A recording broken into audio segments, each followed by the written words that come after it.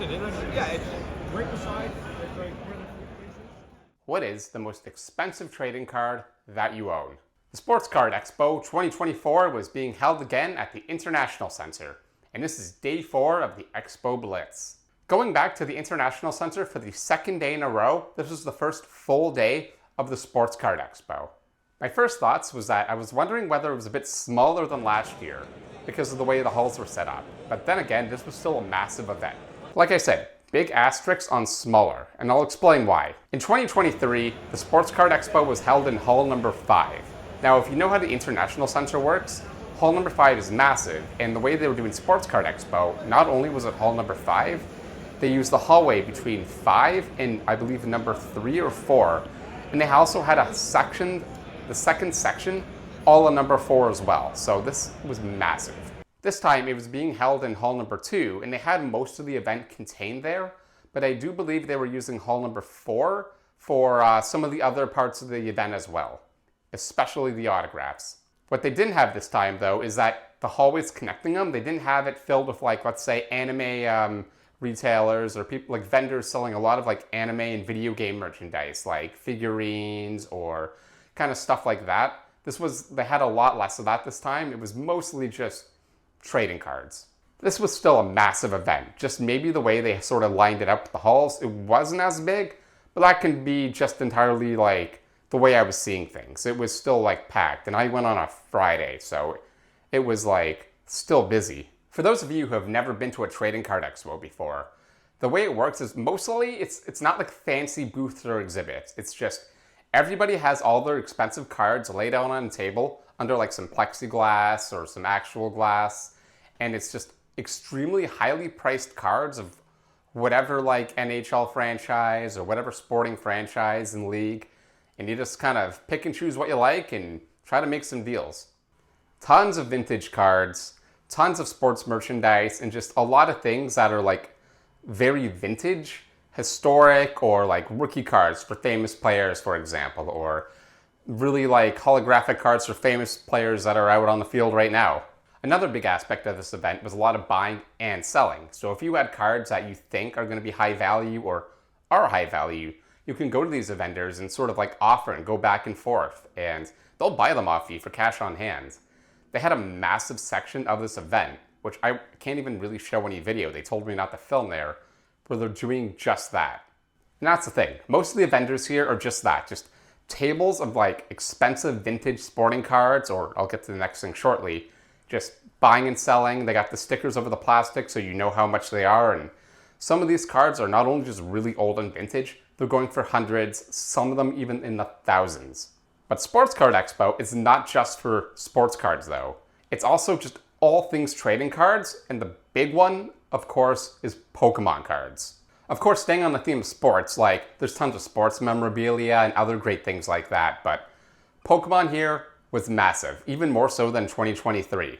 This year, they really highlighted the Pokémon section with this massive giant Pikachu balloon hovering over the area where a lot of the specialized Pokémon vendors were. On top of that, they even had these like massive life-size models where people would sculpt these Pokemon. They had them all lined up here. That was really cool. And beside that, they had a massive life-size Team Rocket balloon with the Meowth as like the balloon part. You can get pictures there. It was hilarious. Like it was big, like it was a big presentation. Like Pokemon, of course, was massive last year, but nothing like this. They didn't have all these extra things here. So when I walked around a little bit, that Pikachu balloon just immediately caught my attention, and I just beelined right to it. And of course, the Pokemon vendors there, they were in full force. They have their cards lined up there, like shiny graphics. Of course, you got your, like, Generation 1 Charizards, holographic, like, perfect 10, like, PSA, like, grading. Like, the displays here were incredible. I hung around this area for a bit, just checking out what kind of cards people had, like, of course, all the legendaries, all the old school Gen 1 cards, the new reprints of like the 10th or 25th anniversary of like those Gen 1 cards. Tons of really awesome stuff. I kind of hung around here, then decided to check out the other parts in like this expo hall. I was also still messing around with that new DJI Gimbal I had, so trying to get some of those booth sweeps. You'll see how like some of the footage played out. There's still a lot to learn, but it's still like the second day I own the thing, so I'm giving it my best shot, and You know what, I'm still getting a little bit better, but working on it. The next exhibit I would really want to highlight though is PANTHER Displays. They're the guys who kind of build like the plexiglass for like displaying all your sports memorabilia or keeping your cards protected or framed or whatever. Like, they had this massive exhibit and they pretty much turned it into a giant man cave. It was awesome.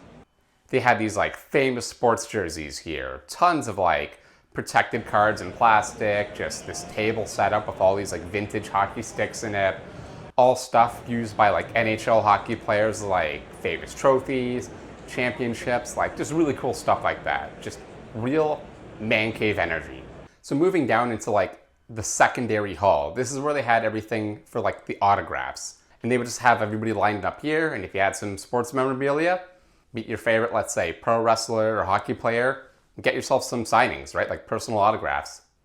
And then the last section you would move into, this is where all the card graders were. So if you needed to get your card officially graded for like quality and precision, they had like PSA Canada here. And they were checking out your cards to see like if there was any damages or scuffs, so you can get at that 10 or like that 1 to 10 rating. And obviously the better the rating, the more it sells for. If you have that perfectly pristine card that's never been removed out of a plastic casing, it's gonna sell for a lot more than, let's just say, something you have stored in a box, right? And that's more or less like the loop of that venue. Obviously I was doing my thing, going around with the gimbal, getting some pictures, videos, some like booth sweeps, right? There's not as much as I can do here at, let's say, like Waste and Recycling or Be Future or the next day, because the exhibits and booths, they're mostly just local like sports card traders, or like, they're really old school and they don't really have like amazing designed exhibits, which is fine, by the way. But you'll see how like the culture plays out here versus you'll see tomorrow, or at least the next event I go to, how much of a difference there is in the designs. As for the gimbal, one thing I didn't realize is that there was a tilt lock mode, or at least I wasn't properly doing with the overcorrection. So every time I would sweep by, I wasn't properly focusing on something and it would sweep and then overcorrect, or sweep and then jet back to it. So you'll see some of that like jank a little bit as I sort of film these, and maybe because I wasn't using the right settings, maybe that like these booth sweeps aren't as good, and I'm still kind of practicing with it, but it is something that you'll notice in this footage, which I'm hopefully trying to kind of get rid of in later videos. But the real challenge though is just the whiplash between this event and the event I head to on day 5 of my 5-day Expo Blitz. So if this was a real like man or boy related kind of event, it's trading cards, sports memorabilia, Pokemon. There was even like a little presence of pro wrestling and like Yu-Gi-Oh! And whatever nerdy stuff there, right? It was mostly kind of a more male, like man-oriented event. The last day, I go to the National Women's Show, and you will see the absolute whiplash of a difference between the vendors there and the vendors that you just saw. So if you're interested in seeing some of those vendors, seeing how like what the National Women's Show is, seeing what possibly there is at the National Women's Show, please be sure to give me a like and a subscribe and join the expedition. Thank you for watching.